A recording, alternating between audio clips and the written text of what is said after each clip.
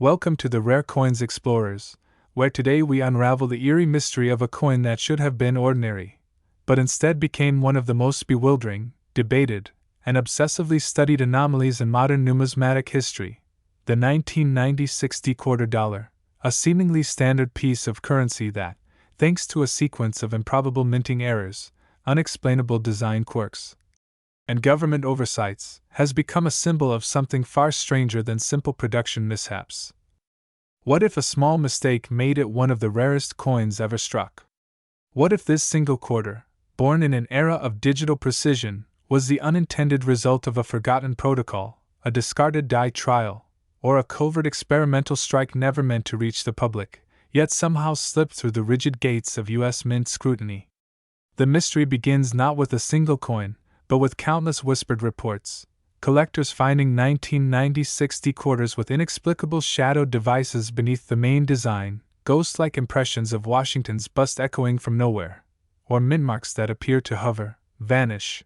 or twist against official records, as though engraved by invisible hands, some even found with absent designer initials.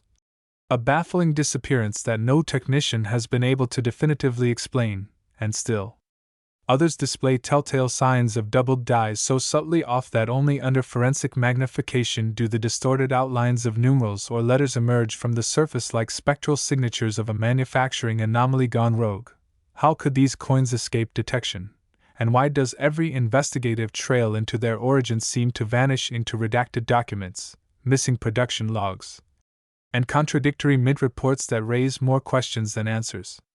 In one case, a former mint employee, speaking only under pseudonym, claimed that in late 1995, a shipment of rejected Denver dies was mistakenly recycled for test strikes during a brief production line transition, a claim dismissed officially but curiously corroborated by internal emails released years later via a Freedom of Information request, emails that reference unauthorized quarter blanks and non-finalized tooling, suggesting the possibility of an entire phantom batch of coins struck. Under unknown conditions, some experts have even speculated that during this chaotic window, multiple die varieties were used interchangeably, resulting in hybrid quarters that bear fingerprints of conflicting design eras, mismatched reliefs, and what one numismatist dubbed chronological echoes. Meanwhile, die clash patterns found on several confirmed anomalies align with no known minting cycle, featuring reverse side artifacts overlaid onto obverse fields in a manner that defies both orientation and logic, as though layers of time were accidentally pressed into metal, creating quarter-dollar palimpsests that no one dares explain definitively. Add to this the sightings of off-center strikes where only fragments of inscriptions remain, planchet flaws that ripple unnaturally across the surface like warped metal skin, and you begin to see why the 1990 60 quarter is not merely a curiosity, but an unsolved phenomenon, a cipher for secrets buried deep within the operations of a government mint system that, by all accounts, should have prevented these anomalies but somehow didn't, or wouldn't, or couldn't. And the deeper you dig, the stranger it gets. Why do coin roll hunters consistently report finding peculiar 1990 60 quarters in certain regions and not others? What explains the multiple varieties cataloged under the same mint year and location, despite only one official die pairing listed? Could it be that the Denver Mint, in its race to meet rising production quotas that year, relied on unconventional methods, unauthorized die swaps, or even contracted third-party tooling, a theory bolstered by unconfirmed reports of unmarked quarter dies being transported between facilities under security clearance, followed by an unexplained spike in quality control rejections between March and June of 1996. Yet none of these events were documented in annual mint summaries, leaving a void of information that continues to feed wild speculation and meticulous investigation by hobbyists and historians alike. Some have even theorized that the 1990 60 quarter was involved in a covert minting experiment, possibly testing metallurgical tolerances or die wear rates under high strike volume, inadvertently producing variants that differ not just visually, but structurally, adding another layer of obsession for collectors who subject these coins to spectral analysis, weighing them against tolerance charts, measuring millimeter deviations invisible to the naked eye in search of a hidden pattern that might explain the unexplainable, Because this isn't just about collecting anymore, it's about uncovering the truth behind a government process that appears flawless on the surface but, in the case of this one coin, unraveled in ways no one can fully trace. And as more specimens emerge with unheard of anomalies, strikes so misaligned that legends curve like gravity wells, mintmarks struck in triplicate as if stuttering through time, or obverse and reverse images that seem eerily disjointed, as if not meant to pair at all, each one adds another thread to a conspiracy of coincidence or design, where chance meets mystery in a metallic riddle. So why was 1996, a year of economic normalcy and political calm, the backdrop for this numismatic enigma? Why do so many experts, even after decades of study, refuse to give final judgment on the full scope of the 1996 dequarter anomalies, instead offering carefully hedged phrases like, "currently unexplained, requires further examination," or "unique die behavior," that signal unresolved uncertainty? And what of the handful of collectors who claim to own specimens unlike any others, one showing inverted initials, another with barely perceptible overstrikes from what seems to be a phantom reverse die from a different series altogether? Are these genuine mint oddities, elaborate forgeries, or pieces of a puzzle so fragmented that no single authority can reassemble it?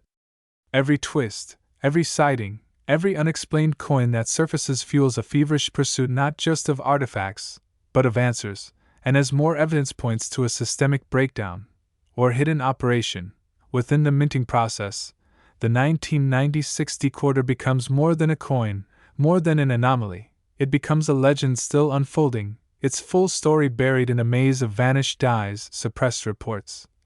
and tantalizing inconsistencies that dare us to ask, what really happened in the Denver Mint that year, and are there still secrets sealed in the change resting quietly in someone's pocket, waiting to be discovered by eyes sharp enough to notice, and minds obsessed enough to never stop looking? Next, 1992 quarter dollar coin. Today we dive headfirst into the abyss of mystery, obsession, and historical secrecy surrounding one of the most baffling coins ever struck by the United States Mint, the 1992 quarter dollar, a coin that by all official records should be entirely ordinary, yet has emerged as the center of one of the most haunting numismatic enigmas of the late 20th century. And it all starts with one chilling question: what if a small mistake made it one of the rarest coins ever struck? What if this seemingly mundane piece of pocket change, minted during a year of supposed stability and precision, hides layers of unanswered questions, bizarre inconsistencies, and secretive errors so rare and so complex that no two experts can fully agree on the scope of its abnormalities? Imagine a coin whose anomalies whisper of a lost die trial, a confidential test run, or an unauthorized die pairing smuggled into regular production during a time when the Philadelphia Mint was transitioning equipment, battling schedule pressure, and quietly managing record production volumes, all while reports began to trickle in from coin collectors and roll hunters across the country, each one describing something slightly off, slightly wrong, slightly uncanny about their 1992 quarters. Some showing ghostly doubling across the date and motto, others displaying shadow impressions behind Washington's profile that mimic a second strike, yet misaligned just enough to defy categorization, while still others exhibit mintmarks so faint they vanish in direct light, or worse, mintmarks positioned inconsistently across specimens, some drifting alarmingly close to the rim.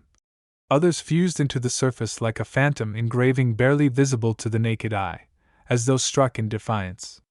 of the mint's own dies. And that's just the beginning, because as more anomalous coins surfaced, investigators began noticing strange features, missing designer initials, oddly shallow reliefs, and planchet textures that shimmered differently under light, some with surfaces described as porous, unrefined, or bearing tiny pockmarks inconsistent with any known quarter-metal composition of the early 1990s, triggering theories of experimental blanks or foreign planchet contamination. And when paired with the increasingly bizarre die clashes found on several coins, where reverse elements appeared embossed onto the obverse, with no clear cause, the 1992 quarter became less a coin and more a symbol of unresolved minting chaos, where every specimen found might hold a clue to something the mint never intended to explain, because unlike the clear-cut errors of other years, The 1992p variety seemed to operate in the realm of suggestion, illusion, and silence, evading full classification, and encouraging a wave of underground speculation that still rages decades later, including rumors that during a brief 3-week period in mid-1992, a batch of quarter dies were mistakenly hardened and used despite internal alerts, resulting in a stream of flawed strikes pushed out the door to meet shipping demands, an error not confirmed by any official report, yet eerily aligned with coin anomalies consistently dated to that production window, while whispers within numismatic circles suggest that a handful of high-ranking mint officials knew about the issue and opted for quiet distribution rather than costly retooling, and if true, that would explain the secrecy, the sudden surge in error reports followed by total silence, and the lack of documentation in mint archives that otherwise detail every other significant production deviation from that year, yet for the 1992p quarter, the paper trail simply vanishes, replaced only by the increasing frequency of specimens showing curious doubled profile lines, and partial collar strikes so jarring they warp the reeded edge like a serrated wave, leading to the question, how did all this slip past quality control? How could a modern mint allow such inconsistencies to infiltrate circulation under the radar? And the theories only deepen from there. Some suggest an experimental reverse die was tested briefly during the redesign phase and accidentally paired with a standard obverse, creating a hybrid type never meant to exist. Others believe these errors stem from repurposed dies that were improperly polished or altered by hand, as some coins bear faint signs of overgrinding near Washington's jawline, giving his portrait a strange spectral halo when examined under magnification, evidence, perhaps, of unauthorized reworking by mint staff under production duress, while more radical theories point to potential sabotage, suggesting a disgruntled die engraver, frustrated with working conditions, left hidden markers or subtly flawed designs as a form of protest, leaving behind a cryptic legacy encoded in flawed metal for future collectors to decipher. And then there are the coins themselves. Unique in their quiet defiance of normalcy, each one seeming to resist classification, to deny explanation. As if part of a larger pattern we haven't fully perceived yet, and for every collector who finds one of these strange 1992p specimens, there's the thrill of being part of a mystery not yet solved, of holding a relic that may belong to a minting episode erased from official memory, and still the discoveries continue. One collector reported a 1992p quarter with a barely perceptible second date, ghosted and rotated below the first, while another submitted a specimen with such extreme die fatigue that entire letters on the reverse appear stretched, liquefied, as if melting under pressure, further fueling speculation of compromised equipment or unauthorized usage of non-standard dies. And yet, no answers, only the growing sense that what happened in the Philadelphia Mint that year went beyond normal error, that it touched on something systemically hidden. And as each quarter is found with yet another unexplained feature, a misaligned rim here, an extra serif there, a double D that bleeds into the legend like an echo, each one seems to pull us deeper into a treasure hunt wrapped in shadow, where every find raises more questions, and with them, the tantalizing possibility that something was covered up, something the mint hoped would disappear unnoticed, but instead lives on in pocket change, quietly defiant, waiting for the next curious mind to dig deeper, to turn over one more coin, to discover one more irregularity, and wonder, what if this wasn't a mistake? What if the 1992p quarter wasn't just an error, but a message in metal from a moment in time when control slipped, records vanished, and a secret history was struck one coin at a time, invisible to all but those who know exactly what to look for. Next, 1973 $quarter coin. Today we delve into a numismatic mystery so deep, so bizarre, and so steeped in shadowy twists of fate that it continues to defy explanation half a century later. The story of the 1973 $quarter USA coin, a coin minted during a time of industrial tension, economic uncertainty, and intense pressure at the U.S. Mint. A coin that on the surface appears as common as any other, but behind that simple copper-nickel face hides a swirling vortex of minting irregularities, unexplained anomalies, and confounding production details that have turned it into one of the most hauntingly controversial and obsessively studied quarters in American history. And it all begins with one chilling question: What if a small mistake made it one of the rarest coins ever struck? What if buried within the production chaos of 1973, a year marked by inflation panic, shifting metal compositions, and unspoken internal changes, was a series of extraordinary missteps that gave birth to a batch of quarters that technically should not exist, or if they do, were never meant to leave the mint's gates? As early as 1975, collectors began quietly reporting unusual 1973 quarters with uncharacteristically misaligned strikes, lettering that bled into the rim, and ghost-like impressions that appeared to float beneath Washington's profile, and the deeper researchers dug, the stranger the trail became. Some specimens lacked the designer's initials altogether, while others revealed faint doubling across the word Liberty, not the typical hub doubling but something eerily asymmetrical, like a phantom overlay, with contours that shifted under light as if echoing a strike from another time. And then came the coin that set the community ablaze, a 1973 quarter with AP mintmark, despite official records stating that the Philadelphia Mint did not place a mintmark on quarters until 1980. A discovery that launched a wave of forensic examinations and hushed debate among experts who began to question whether an unauthorized die set had been used, perhaps a rejected prototype, or a transfer error that accidentally borrowed features from experimental hub designs. But the official mint response?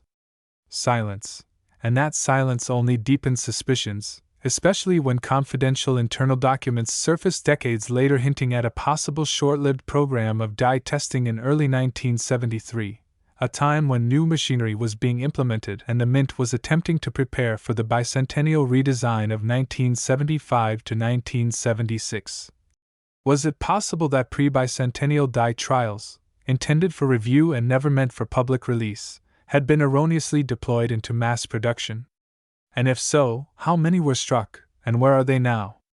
Reports began to surface of quarters from that year struck on planchets meant for other denominations, coins that weighed less or more than standard, coins with edge reading that appeared uneven, shifted, or in some cases partially missing altogether, quarters with surfaces so grainy and irregular that metallurgical analysis suggested alloy contamination or rapid cooling flaws from malfunctioning planchet preparation. And yet the anomalies didn't stop there. Some 1973 quarters revealed die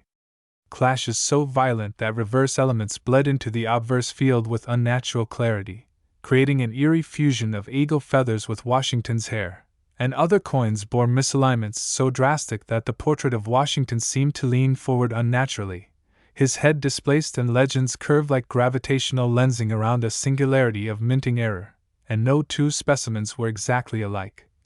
As if each was struck by a different hand, a different moment of chaos that should not have occurred in the highly controlled minting process of the time, raising questions about the quality control protocols in place at the Philadelphia and Denver facilities during that year and what, if anything, had failed catastrophically behind closed doors, questions made all the more chilling by accounts from retired mint workers who, years later and long after their pensions were secured, began to speak of sudden shifts in production policy, of unexplained shipments of tooling, and of entire weeks where documentation seemed intentionally vague or was retroactively altered, leading to speculation that somewhere within the walls of the Mint, decisions were made to quietly move anomalous coinage into circulation rather than scrap it, perhaps to avoid costly public admission of error, perhaps because no one knew just how many of these coins had already been distributed, and collectors, sensing something monumental, began forming informal registries, logging their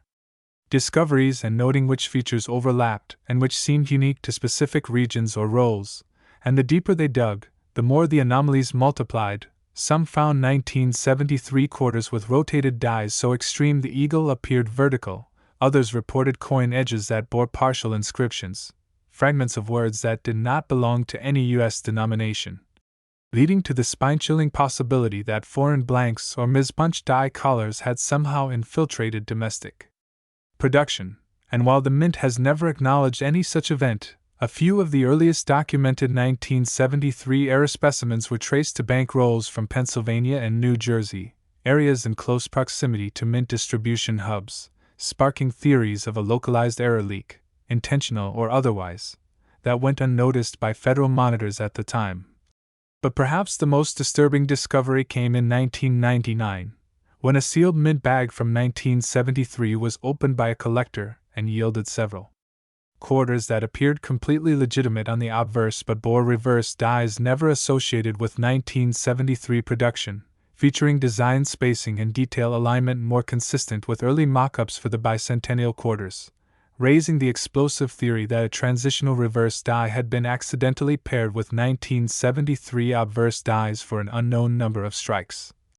And if even a fraction of these coins still exist in circulation, then the 1973 quarter becomes more than an error. It becomes a breadcrumb in a lost timeline of experimental minting, a relic of a secret prelude to one of the most iconic coin redesigns in U.S. history. And every time a new 1973 specimen turns up with unexpected traits, be it extra thickness in motto letters, ghost lines outlining a second bust, or mintmarks that shouldn't be there, another layer of the enigma deepens, drawing collectors, historians, and conspiracy theorists into a web of suspicion, unanswered questions, and the undying thrill of the hunt. Because every time a 1973 quarter is pulled from a roll or change jar and placed under magnification, there is the chance, however small, that it carries one of the many forbidden features whispered about in numismatic circles for decades: the vanished initial, the invisible doubling, the offset strike so faint it could be a trick of light, or proof of a moment in time when controls slipped, records blurred. And the U.S. Mint struck a coin that, by every protocol and policy, should never have existed, yet somehow did, and might still be out there, waiting for someone like you to discover it. Next, 1980 quarter-dollar coin. Today we pull back the curtain on one of the most perplexing, under-investigated, and mysteriously captivating stories in all of American numismatics. The 1980 quarter-dollar, a coin born in an era of accelerating automation and supposed minting precision, yet surrounded by such an unnerving constellation of production anomalies, unexplained errors, and historical inconsistencies that it continues to trigger obsessive investigation, whispered theories, and collector fascination that has only grown with time. And it all begins with the question that shakes the very foundation of what we think we know about modern coin production. What if a small mistake made it one of the rarest coins ever struck? What if the very systems meant to ensure uniformity and perfection in 1980 instead gave birth to a rogue series of quarters, quietly released into circulation, each one carrying secrets forged in metal, secrets that might trace back to experimental die trials, unauthorized design hybrids, or the consequences of unrecorded decisions made under pressure inside the Denver Mint, a facility already strained by the demands of a rapidly expanding economy and the looming implementation of new technologies? What if, amidst the flood of standard coinage, there were pieces that bore the subtle scars of confusion, quarters struck with misaligned dies that resulted in Washington's bust skewing eerily left, legends creeping dangerously close to the rim, and mintmarks floating in places no official diagram accounts for, some bent, some faded, some appearing to hover like a specter, stamped too lightly or too deeply as if calibrated by an unstable hand or failing machine, and worse still, reports began surfacing from seasoned collectors of quarters where the D mintmark didn't match any of the standard punches used that year, hinting at the possibility of unauthorized or transitional tools being used during a chaotic production cycle, tools that may have belonged to earlier years, test phases, or lost die varieties, now missing from the official mint archives? Imagine finding a 1980 quarter where the eagle on the reverse bleeds through faintly into the obverse, a textbook die clash, but one executed with such misalignment and pressure variance that even die experts struggled to categorize it under known error types, suggesting instead a breakdown in both mechanical precision and inspection oversight, raising the question of whether a batch of faulty or worn dies was intentionally pushed through to meet a quietly issued internal production quota. 1. That resulted in a series of quarters with warped designs, split devices, vanishing letters, and in some cases, incomprehensible edge reading that suggests experimental planchet sources, planchets that some believe were originally designated for foreign contracts or even reserved for entirely different denominations, then repurposed and struck with quarter dies in a desperate attempt to meet delivery schedules during a period of material shortages and budget constraints, And as these strange coins began appearing sporadically across multiple states, always in low numbers, never in clusters, collectors started to whisper of a rogue batch, of a phantom series, of 1980 decorders marked by unexplained inconsistencies, most notably the notorious floating mintmark, variants and specimens with missing designer initials. A vanishing DRW that normally sits discreetly below Washington's neckline, now entirely absent or partially obliterated in several known examples, adding yet another layer of intrigue. And even more chilling are the reports of coins bearing ghost impressions of numerals beneath the 1980 date, faint shadows of what may be underlying or overstruck digits, as though dies were reused or improperly scrubbed, leaving remnants of prior years embedded in the metal like time-locked fingerprints. One particular coin even documented as having what appears to be the remnants of a 79. Just behind the primary date, an impossibility according to mint policy, yet there it was, examined under scanning electron microscopy, the blurred curve of a 9 arcing faintly beneath the 0, igniting theories that predated dies were mistakenly recycled during the 1980 rush and re-engraved rather than destroyed, an act of cost-cutting or desperation hidden behind bureaucratic silence and lost paperwork. And what makes the story more terrifying for traditionalists is that none of these coins were ever officially acknowledged, categorized, or even mentioned in mint reports for that year, despite at least 3 distinct varieties of 1980 decorders being documented by collectors with photographic and metallurgical evidence, some showing doubling not only on the date but on the facial features of Washington himself, particularly around the eyes and nose, where raised metal outlines create a ghostly double visage as if the coin carries the face of a forgotten strike, and others revealing planchet flaws so extreme the outer layers flake under pressure, exposing core inconsistencies that metallurgists describe as atypical for standard U.S. quarter composition, which in turn hints at substitution, at replacement blanks drawn from alternative sources, possibly rejected runs or improperly stored materials from years prior, now pressed into emergency use during a bottlenecked supply chain incident that no one in authority has ever been willing to speak about. Though several former Mint employees, under strict anonymity, have spoken of weeks in 1980 when machines broke down more frequently than usual, when quality control was drastically understaffed, and when entire pallets of struck quarters were rushed into circulation without passing final inspection, and this could explain why so many of the mysterious 1980D anomalies bear surface abnormalities, texture discrepancies, and die misalignments, coins where letters sag or drift subtly downward, where e pluribus una marks incorrectly, where the eagle's wings appear uneven or pressed at unnatural angles. And these flaws aren't just cosmetic. They suggest a minting process teetering on the edge of dysfunction, or possibly the covert testing of dies intended for future automated systems, quietly executed in a live environment without full documentation, leading to a strange fusion of standard and non-standard features that exist only on a few surviving quarters and nowhere in official records.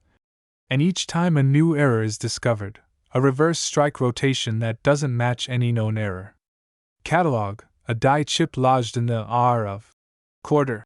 or a doubling pattern that doesn't follow the usual east-west or north-south axis. New questions arise. How many of these rogue 1980 decorders exist? How did they escape the mint? And why has no formal investigation ever been made into the growing body of anomalies surrounding this year and mint mark? Could it be that the truth lies buried in archived internal memos, in shredded QA reports, in test logs marked confidential and filed away under obscure numerical codes? Could it be that collectors today are unknowingly holding pieces of a production experiment the government never intended to reveal, and are we only beginning to understand the full implications of what the 1980 decoder represents? Not just an error, not just a curiosity, but a glitch in the system, a metal whisper from a moment in time when the machinery stuttered, the records blurred,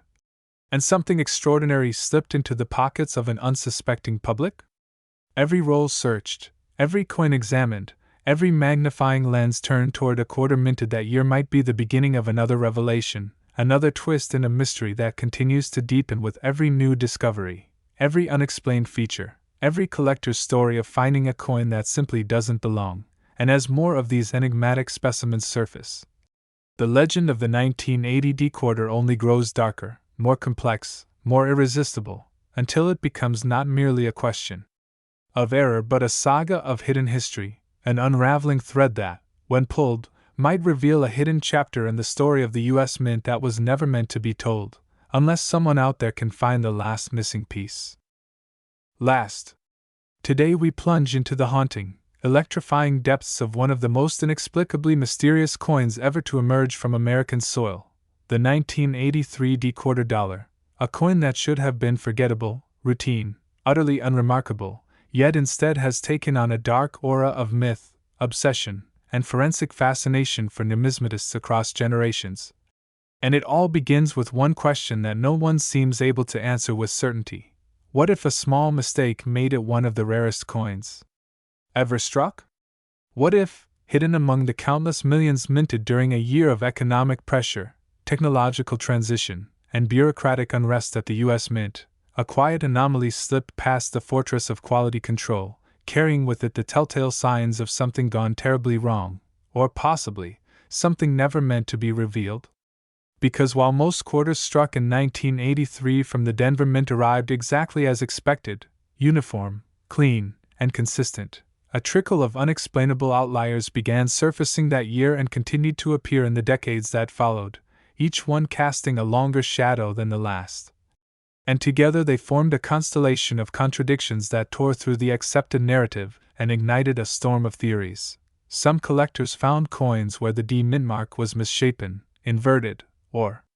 entirely absent. Others uncovered examples where Washington's bust appeared slightly off-center, unnervingly blurred, or doubled in ways that seemed to defy mechanical rhythm, with facial features that looked ghosted or mirrored, creating the illusion of a second profile staring back through the metal. And then came the specimens with dramatic die clashes, where the eagle's wings bled into the obverse like phantom etchings, sometimes appearing in reversed mirror form behind Washington's head. An impossibility according to standard press operations unless dies were dramatically misaligned or reused without proper cleaning, yet no record exists of such production failures in mint archives from that year, and this absence of documentation only fuels the feverish speculation. Were these errors accidental? Or do they point to a secretive trial run, a covert use of transitional dyes, or even a deliberate experimental strike that was meant to be destroyed but somehow made its way into public hands? Reports of bizarre planchet flaws began surfacing next, coins that weighed irregularly, whose surfaces shimmered with a granular texture unlike the standard copper-nickel composition of the time, leading metallurgists to question whether some 1983 quarters had been struck on planchets intended for other countries or denominations, or even struck with improperly annealed blanks that created brittle,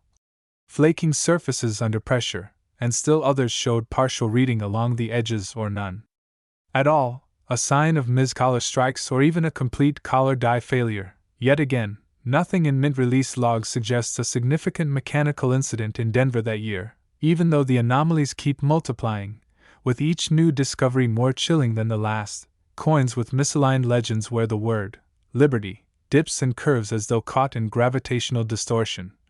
Quarters where the date appears in doubled form, the digits slightly offset and forming what appears to be a hidden or suppressed second date beneath the surface, raising questions about whether repurposed dies from prior years, possibly experimental or unapproved designs, were illicitly or mistakenly reused during the frenzied production schedule of 1983, a year when the mint was under enormous pressure to meet output demands despite budget cuts and staffing shortages,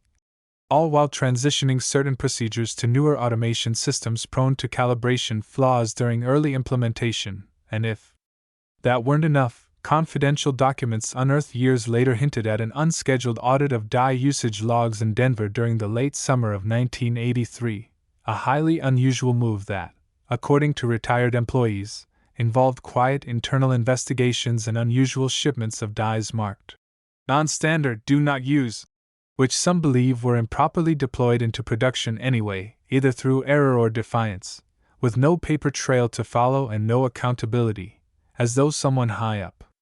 wanted the entire episode forgotten. But the coins themselves refuse to disappear, and the deeper collectors dig, the more questions arise, like why certain 1983 quarters exhibit microscopic engraving inconsistencies around the rim devices, or why some bear a raised dot in the field between the letters of "In God We Trust," as if struck by a corroded or tampered die, and why others show faint outline impressions of letters that don't belong to the design at all, leading to speculation about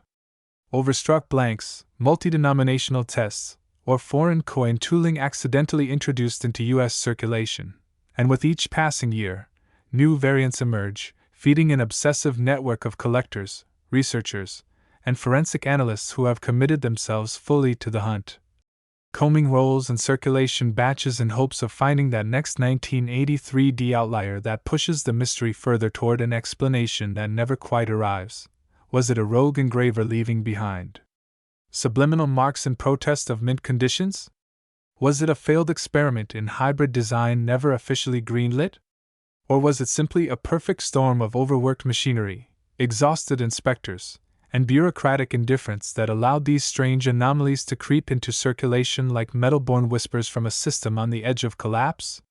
Even more disturbingly, certain 1983 decoders have been found with portrait elements that appear subtly stylized. Washington's hairline rendered with additional lines, eyes framed in deepened contours, mouth slightly tilted or lips thinned in a way that suggests an alternative or prototype sculpt that may have been tested and pulled from official use but somehow re-entered the production process without authorization. Perhaps due to a mistaken die swap or an internal mix-up never caught in the chain of review, and if even one of those prototype obverse dies was used beyond its intended test run, then every 1983 decoder that bears its marks becomes part of an unauthorized minting event, a secret chapter in numismatic history hidden in plain sight. And when paired with reverse anomalies, eagles with misshapen feathers, uneven beak reliefs, misaligned stars, and even missing tail feather tips, the weight of cumulative evidence suggests that the 1983 decoder may not be a simple minting error, but a long-buried secret that keeps surfacing through its survivors, coins that continue to challenge the narrative of control, precision, and regulation at the core of the U.S. Mint's identity. And as each new collector stumbles upon an oddity, feels the chill of seeing a second outline behind Washington's eye, or notes a mintmark that looks slightly off-center, the obsession grows, the community expands,